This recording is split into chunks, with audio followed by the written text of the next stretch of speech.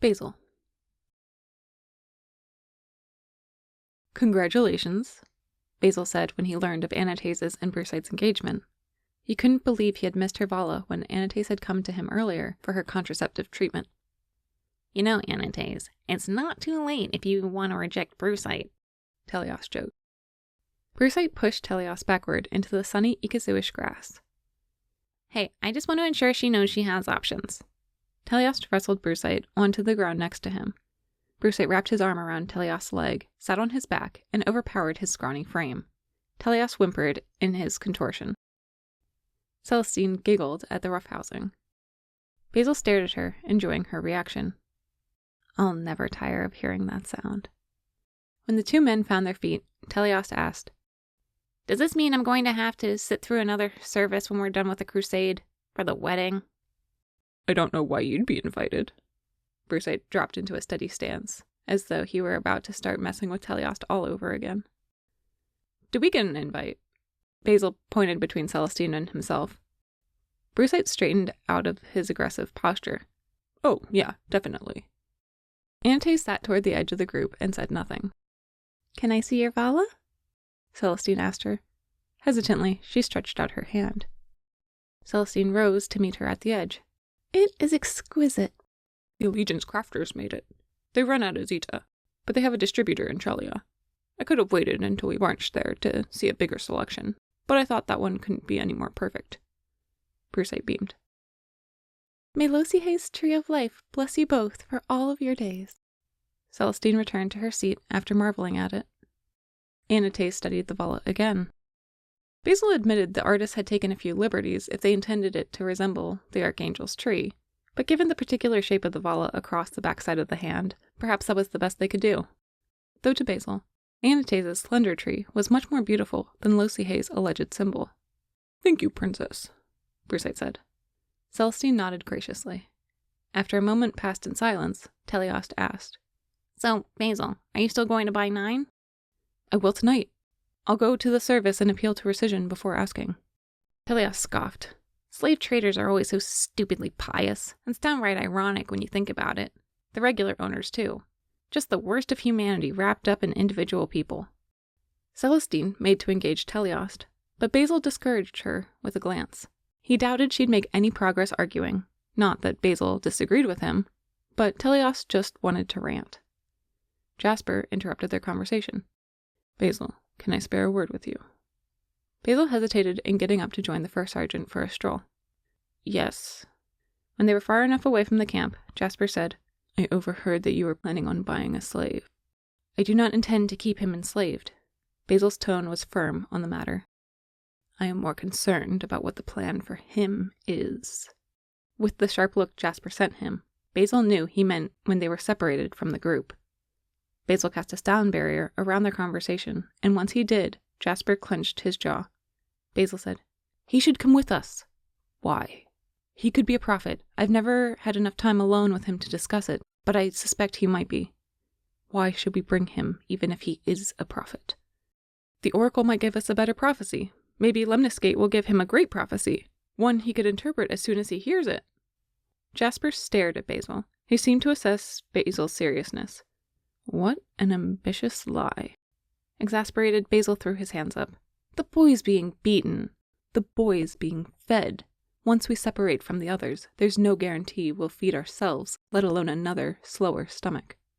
From what Anastase told me about the X-Ranks, I doubt the group will have trouble hunting." Jasper grasped Basil's shoulder. "We have not yet survived our trek through Gia or Devor." "We made it through the worst parts of Vetron." "We were skeletons when we reached the Carrie's door. Gia is just as bad. Devor has lava streams in place of rivers. Suspended ash darkens their atmosphere. Few beings live outside a weather mage's barrier." Basil knew he hadn't thought his plan through, but he would find solutions as needed.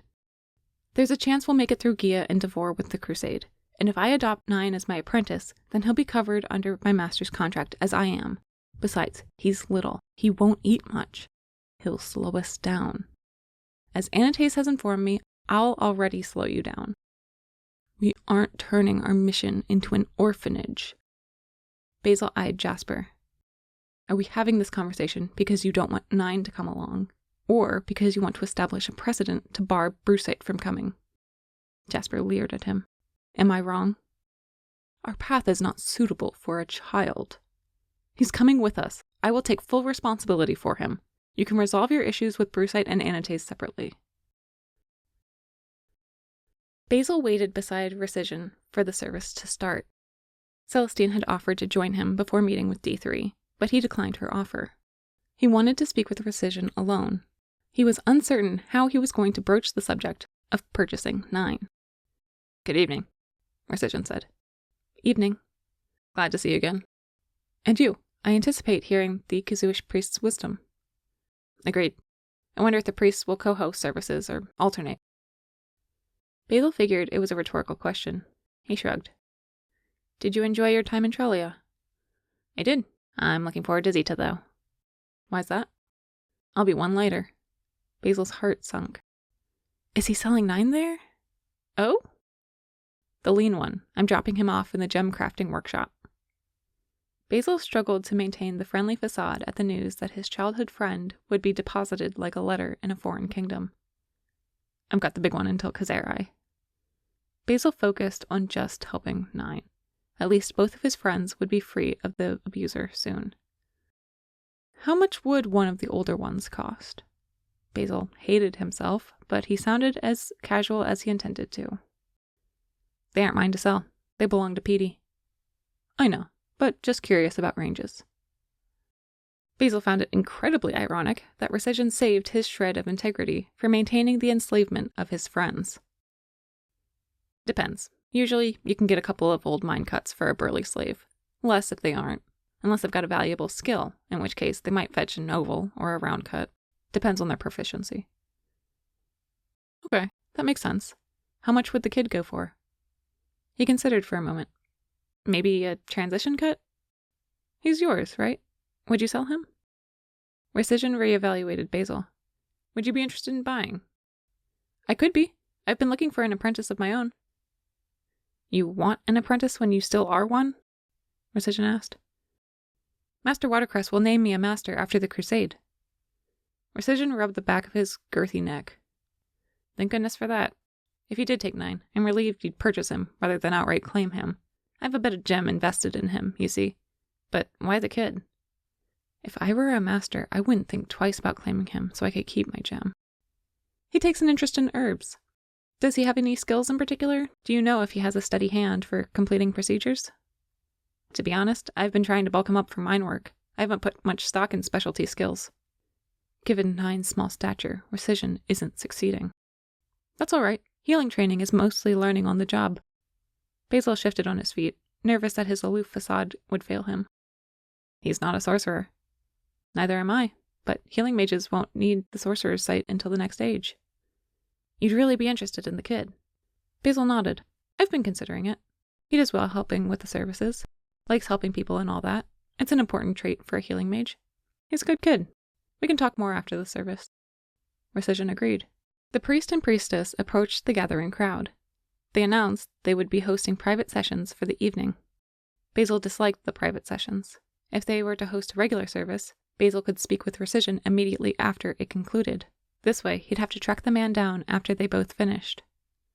Basil requested a private session with Faith again, rather than Ethic. "Take a seat," she instructed. If she was displeased to see him again after their last session, she didn't show it. He obeyed her order and sat in a meditative pose. "What would you like to talk about today?" Basil still had his enslaved friends on his mind, and he wanted to vent. "How messed up this world is?" "In which way?" "It's unfair. Why is it that my friends have no choice where they work or live? Why do they have to be born into slavery? Why was I fortunate enough to escape while they were not?" "Are you familiar with the religion of the Harpies?" Faith asked. No. Basil hadn't even realized they had one. They were so far removed in Ferdin, he thought little of them. "Harpies treat fairness as a tenet of life. They worship the randomness of the biochemical reactions that sustain their existence, and give thanks every morning that chance did not kill them in the night. For there is the slightest of possibilities that the proper reactions do not occur within the body at the precise right time, and they die simply because the sub-deity of chance was not on their side. The sub-deity of chance? Basil had several other questions on his mind, but started with that one. Yes, chance. They personify fate as their main deity, with future and chance as sub-deities. They view fate as the combination of what a future will be and how likely it is to occur. Dozens of questions flooded Basil's head. What do they think of oracles, then? And prophets? They value them for what they believe them to be, agents of their sub-deity of future. While they believe prophecies from their deity of fate are straightforward and guaranteed, they believe the predictions from agents of fortune are not necessarily set in stone, but rather are metaphorical, with room for interpretation.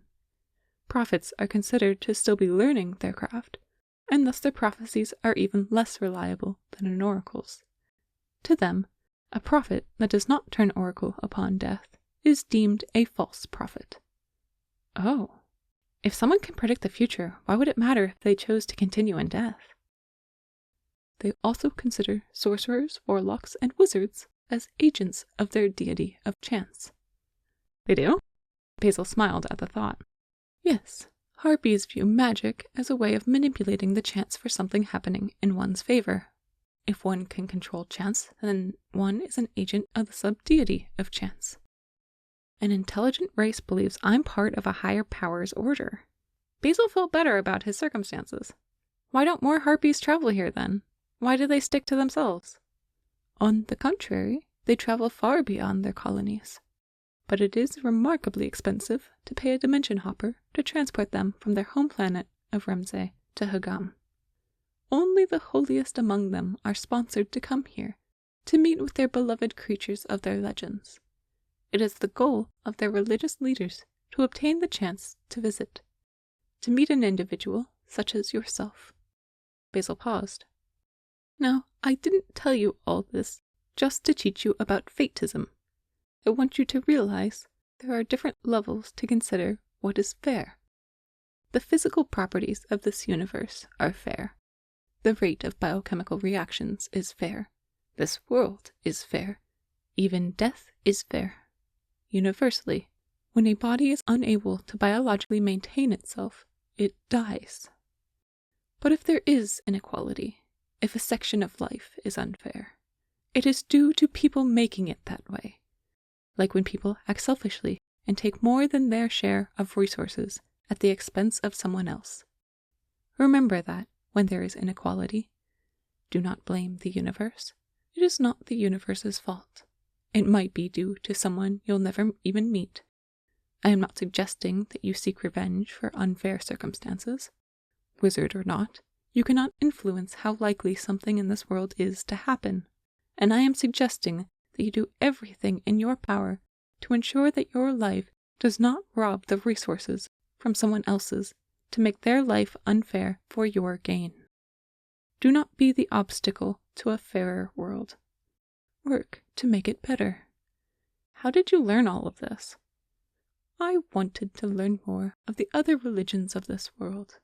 Fatism for the harpies, naturism for the Keri, spiriticism of the dimension hoppers, rockism of the Raisiglai, among others, to better understand where my own beliefs fall in the bigger picture of existence. How all our faiths may fit together. Others? Basil wondered if she meant demonism. The elementals have a host of curious religions as well, but perhaps we can save that discussion for a future meeting.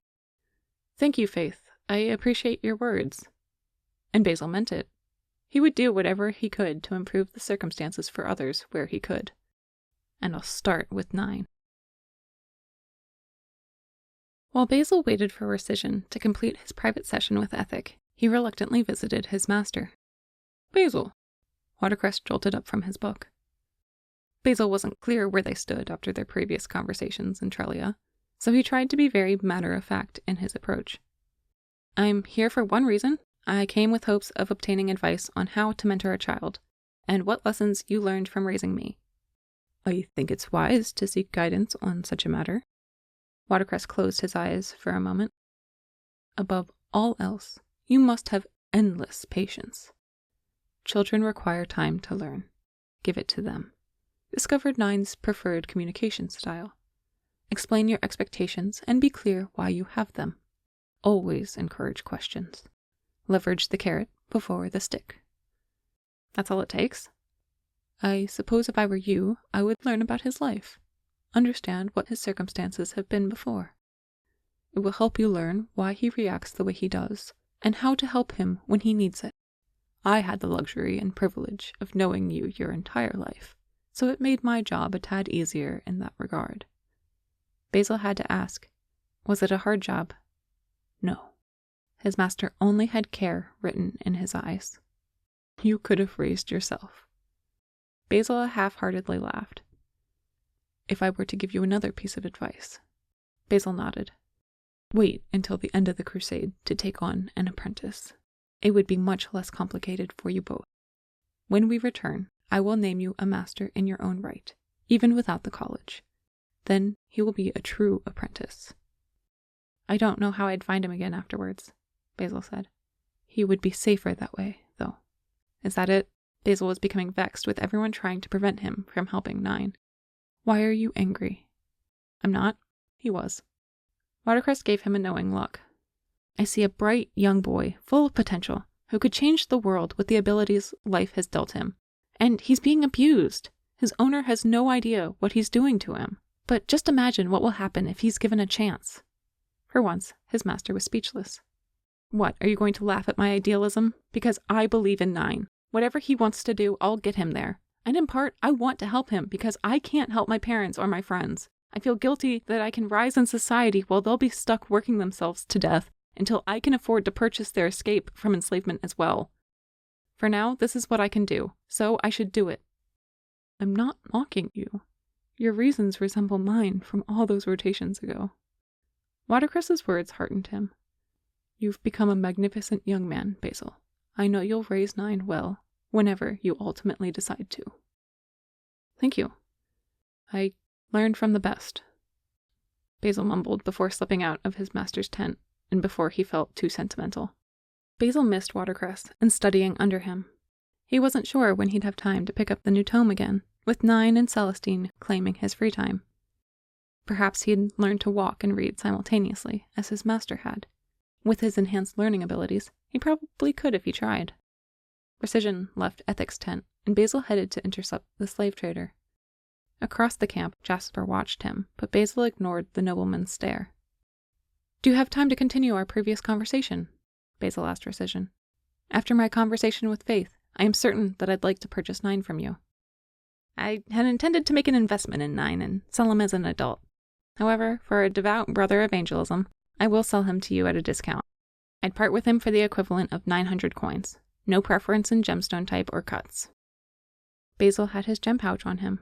With a mix of mainly peridots and sapphires, Basil purchased his new apprentice and fulfilled his promise. Because of Anastase's and Celestine's charity, he had plenty of gem left over to spare, too. Even if the smaller group split from the crusade party, Basil was confident he could afford to feed 9 until they returned to Vetron.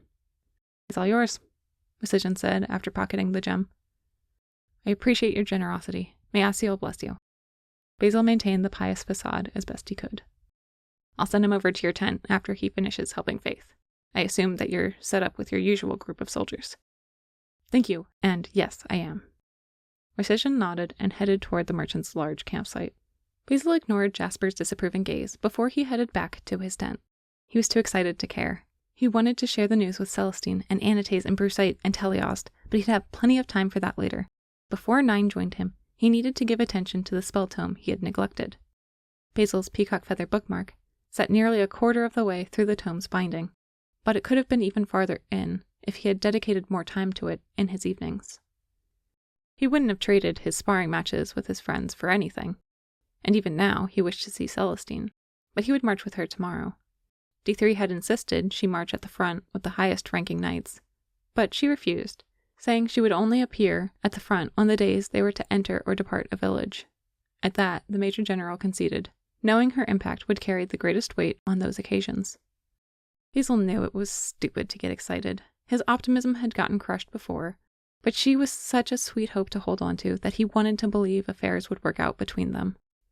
Not that he had much alone time to develop a relationship, but she had come with them despite her title and her duties and her family. She had given up everything for this chance. Her sacrifice fed his hope and confidence. Basil realized his attention had drifted from the tome again. He focused. His progress was not coming fast enough. He cursed Watercress for not enchanting his brain to read speedier in addition to his other enchantments, known and unknown. He flipped through every page of the book, trying to get a measure of how much he had left. A sizable amount of text and diagrams remained. Displeased, he closed the book again and closed his eyes.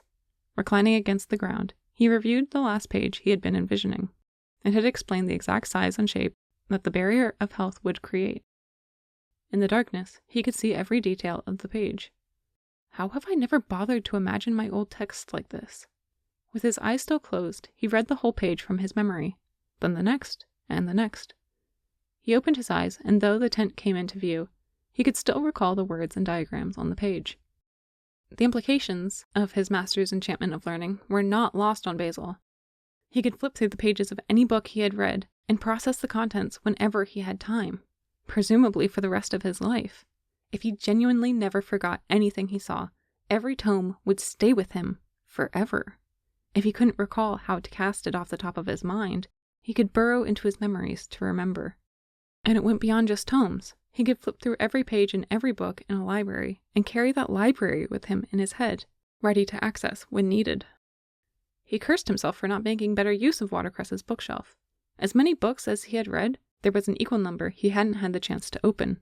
Books on histories and art and culture, and additional spell tomes. But this would make it significantly easier to finish the current tome. There were times the conversation thinned during a day's march that he could use to review the pages.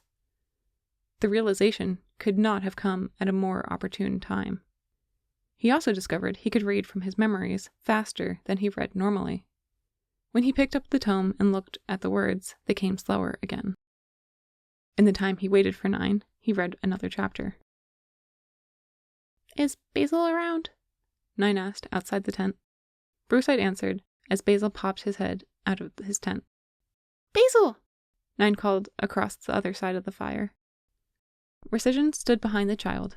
After seeing the two together, Basil imagined what it would feel like to run the man through with his hidden dagger. The heat of anger flooded his vision, and for a heartbeat, murder had no associated feelings at all, as if it were a typical interaction between two reasonable human beings. Basil cleared his head of the violent thought. As I said, he's all yours. Precision departed with a nod. Basil nodded in return. For just another heartbeat, he wondered what would happen if Precision happened to pass away in the night. You did it, Basil! You really did it!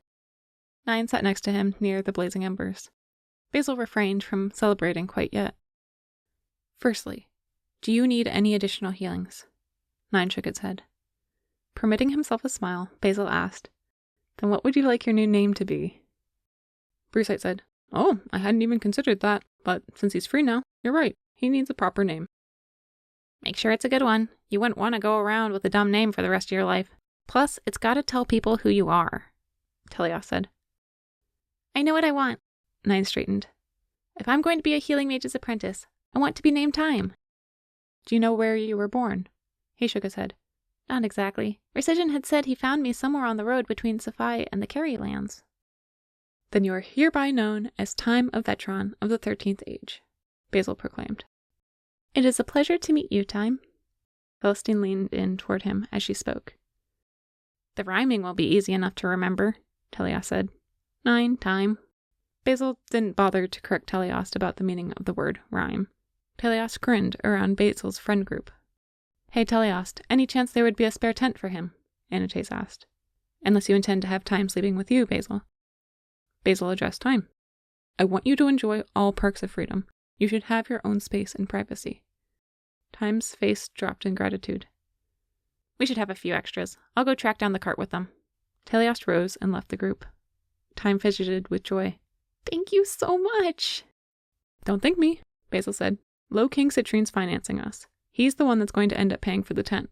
But you can thank Telios when he gets back. Goodness, Telios has come a long way since we first met. Basil said in his absence. It helps when you have a healer that can heal someone's personality, Crusade said. You can do that? Thyme asked. Not exactly, Basil explained, but I did help him. I want to do that someday. Anastasia, who hadn't looked as though she were enjoying herself, allowed the corners of her mouth to turn upward in the slightest of smiles.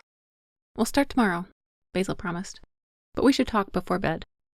Okay, Thyme said seriously. I would love to help teach you the holy language, Thyme. Celestine patted his hand before she rose from the fire. But it is time to retire for the evening. We have a long march ahead of us tomorrow. Basil loved that she was so accepting and supportive of his decision to adopt Thyme, who would likely need to leverage her help too, at least at first. We're going to head into, Crusade said as he and Anastasia untangled themselves from one another to store their armor in one tent and sleep together in the other. Night, guys, Basil said. Good night, Celestine. She smiled and bid him good night. His heart fluttered at her attention. He told himself not to be stupid. When Telios returned with the tent, he offered to help Basil and Thyme set it up, but Basil refused, intrigued to learn how Thyme approached solving problems. When Thyme struggled to set it up, Basil showed him how to assemble it. Did you not have a tent with precision? Basil asked. Not like this. It had been big enough to fit all 4 of us, but we also had to sleep directly next to the fire when we were traveling through Vetron's wildlands. 5 and 18 were always kind enough to offer to sleep at the far edge of the tent when it was my turn, though, so I never had the worst of it. I wish I could give this tent to them instead, but I know Recision would just keep it for himself. Basil was glad his childhood friends had shown Thyme such kindness. He was also pleased that Recision hadn't crushed Thyme's spirit or good nature out of him. They spoke of you often, you know? Did they? Basil had been hesitant to approach them in fear that the other merchants would speculate about Basil having immoral intentions. He hadn't wanted to jeopardize his chances with purchasing Thyme if Recision suspected him of foul play. Mostly to each other at first, but eventually they included me in the conversation.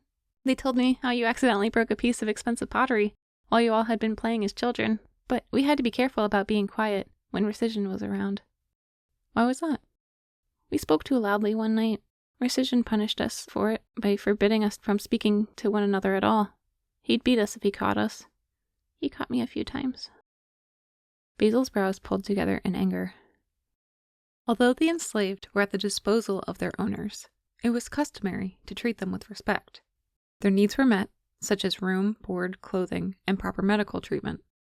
Within the realm, it was an uncommon affair for an owner to harm a slave. Typically, it would only be for crimes such as attempted or successful murder. Generally, slaves were rewarded for hard work and then could earn their freedom. Even after being freed, they would occasionally stay in their post. The wages of a servant often would not provide them access to the same quality living conditions, food, and medicine they would have while under their owner's care. Basil couldn't imagine Morkagor or Xalaphon treating his parents so despicably. Some of his fondest memories of their manner included his mother's conversations in the kitchens with the other slaves. To ban them from speaking to one another entirely, that deprives them of the only distraction that makes the crusade march bearable. Camaraderie is the best part of the adventure so far. As much as Basil pitied his friends, he was furious with the slave trader. He would be certain to speak with 5 before they parted, although he'd have to find someone to watch Thyme while he did.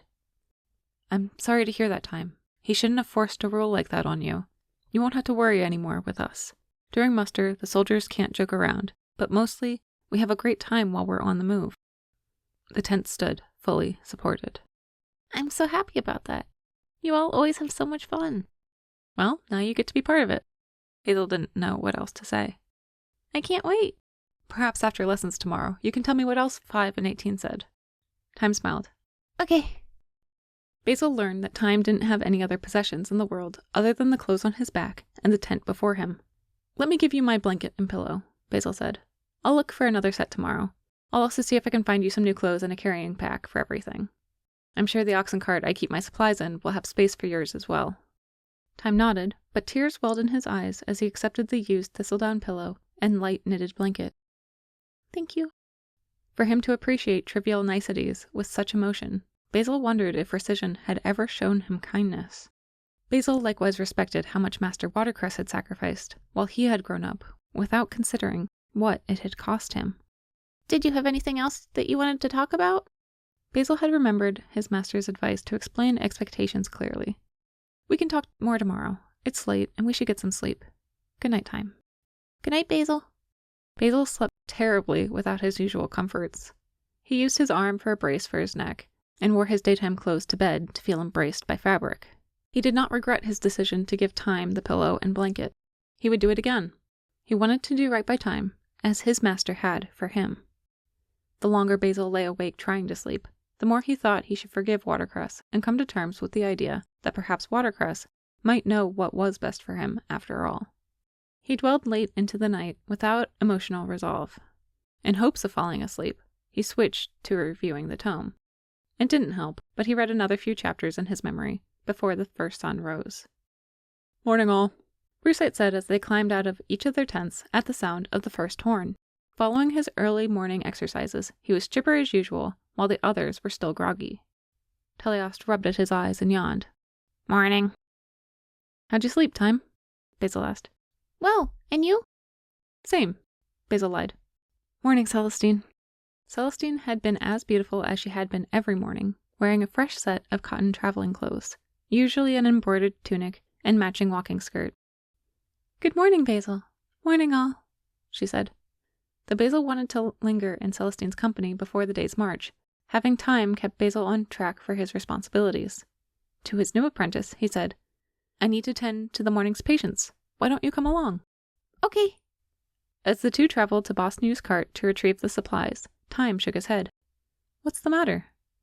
I had a peculiar dream last night. What happened in it? Basil wondered if it was a prophetic dream. There was a black stone hall. It was massive. I couldn't see the faces of any of the people in it, but it was crowded. Yet also empty? They were all wearing fancy robes and dresses. I think it was a party? What a strange dream. The High King was supposed to be there. Basil slid a side glance to Time. The crowd whispered about Ether not being the true Archspawn and not knowing the identity of the real one. Then a message relayed from the High King reassured everyone that it was him. It felt blurry. I'm having trouble remembering exactly what was said. Basil halted and crouched to Time's level. "I'm glad you shared your dream with me, but I don't want you to tell anyone else about it." "Why?" "Some people would be offended to hear a notion like that." "Precision certainly would be." "Other people would also be unhappy. I want to ensure someone doesn't lash out at you because they overheard you talking about your dream." "I understand."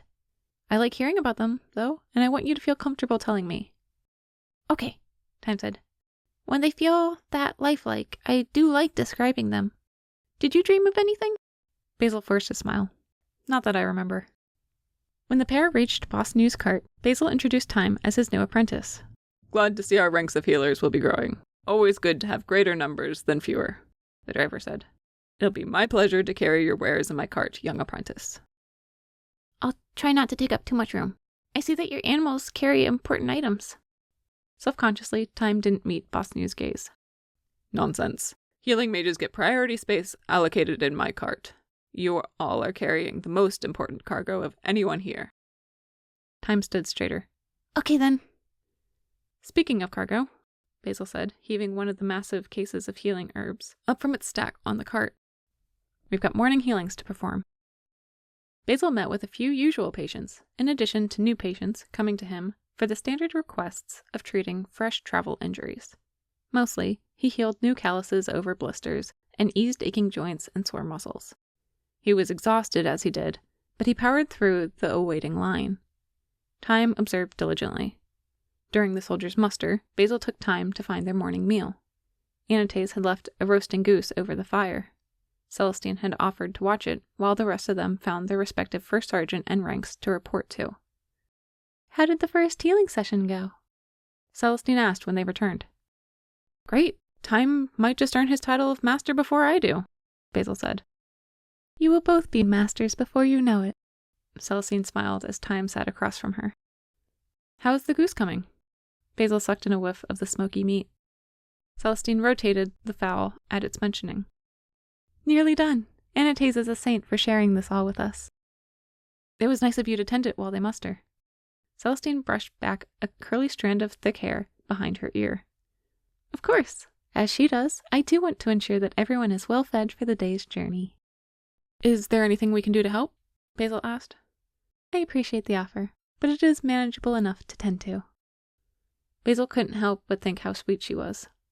He reached out for a couple of her fingers and squeezed them gently. She turned away, embarrassed, with a shy smile. You like her, Thyme taunted, loud enough for the princess to hear. You're right, I do, Basil said, smiling at Celestine as she looked to him with a side glance. He imagined she blushed, and she turned back to tend to the goose. Thyme seemed less interested after Basil had agreed with him. Thyme, will you be all right waiting here for a bit? Basil intended to catch Recision to say goodbye to Five before his friend arrived at his new post, but he didn't want to bring Thyme anywhere close to the slave trader. He packed his supplies and disassembled his tent. Once Basil crossed Ikazuish and Vetronese campsites to the merchant's caravan, he bought Thyme his own pack, an extra pillow and blanket for himself, with some of the gem he had left over. Dumping the belongings into Boss New's cart, Basil lucked into loading his possessions alongside another oxen cart that Five had been rummaging in. Hi, Basil said, feeling terribly for his longtime friend. Five nodded in his direction, trying not to engage in conversation. I'll just talk at you if you aren't allowed to talk back, Basil said. I'm going to miss seeing you around the campsite, and I guess I'll miss you when the crusade is done too. I suppose Zalafin is getting what she wanted in the end. I can't believe she'd separate you and 18 from your families. It's not right. When this is all over, I'm going to free you and 18 and all of our parents. We'll get a home of our own and hire lovely servants to take care of all the chores. None of you will have to work another day in your lives. You could sleep an entire day away without consequence. Five's mouth drew into a hard smile at the far-off dream. Ikazu is nice, though. Maybe we'll settle here instead of Vetron. I'll leave all the memories of Treeside Manor behind. Five nodded. It was a long while to wait, but Basil was determined to make it happen. I'll find you in Zeta. I'll do it, Five. It'll be like old times again, but better. I'm assuming you'll be working in the Legion's Crafter's workshop there? Five nodded again. Basil returned the promising nod. I'll figure out which mines 18 will be working in Coserai. I'll need time to earn enough for everyone, but I'll become a master and make real gem. It'll go faster that way. Five said, focus on the kid for now. He's a handful, but he's got a good spirit. I'm glad you separated him from Recision. If he was going to stand a chance in this life, you just gave him the best shot at it. Basil was grateful to hear the validating words. He knew Five would understand. I'm going to do the best I can by him. Five shook his head, sniffling. Farewell, you uncouth herb. Basil smiled at his friend's nickname for him. Take care of yourself, you lanky twig. Make sure you say goodbye to the immovable boulder before he's transferred to his new post, too. Of course, Basil said. That will still be some time yet, but I will. Basil embraced Five's forearm before parting ways. Five slapped him on the shoulder, too. Luckily, Recision hadn't noticed their farewell. I hope Five makes it to the crafter's workshop without further mistreatment. Basil had to hope that Petey's crafters would treat Five better than Zalafin and Recision had. It surprised Basil how much it would hurt to leave his childhood friend. Even though there was nothing he could do for him, by leaving him, he betrayed him.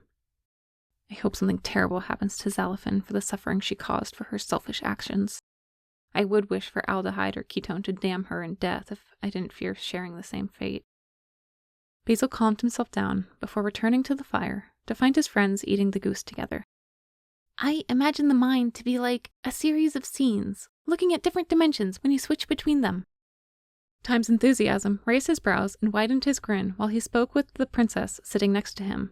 Their other friends listened while eating. Basil pondered how they got on the topic while taking a slice of the remaining fowl. Thyme continued, There's one for the everyday world, one for sleeping, one for imagining, and others too. Celestine smiled at Thyme. It's lovely. I see the mind as a combination of the brain and the heart working together to experience the world, the joining of objectivity and subjectivity, overlaying one another to interpret different situations. What about you, Basil? He considered it for a moment. I've always envisioned the mind like an empty room. When you close your eyes and have no external stimuli, that's it. Factors can be added in, like sight or noise or touch, and then vision, sound, and feelings enter the room. I guess it made more sense in my head. I think I understand, Time said. I think we've been marching too damn long, Teleos joked, that this is the conversation we've arrived at. It's been a while since I've enjoyed such discussion, Brusite said. Ignoring the preceding bickering, Basil devoured the rest of the goose, packed up his tent, and deposited his and Time's remaining supplies in the cart. The group set out again. Early morning sunbeams stretched across billowing grasses and landed in the branches of trees on either side of the path ahead. The weather was as temperate as it had been for the rest of the journey, and another easy day of marching awaited them across the Ikazuish hills and fields. During the hike, Basil explained to Time the memory-based cognitive benefits of rosemary, maidenhair, and ginseng. The young apprentice was eager to learn, but Basil wasn't sure how much Time retained. Unlike himself, he wouldn't permanently remember every single detail he was taught. When Time tired of the medicinal lesson, Basil switched to teaching words of the holy language. Brusite occasionally added to the lecture, and Teleost also listened intently. Regardless of how much the boy retained, Time smiled through it all. By the end of the day's march, when the group arrived in Zita, Basil had grown confident he had made the right decision in making Time his apprentice.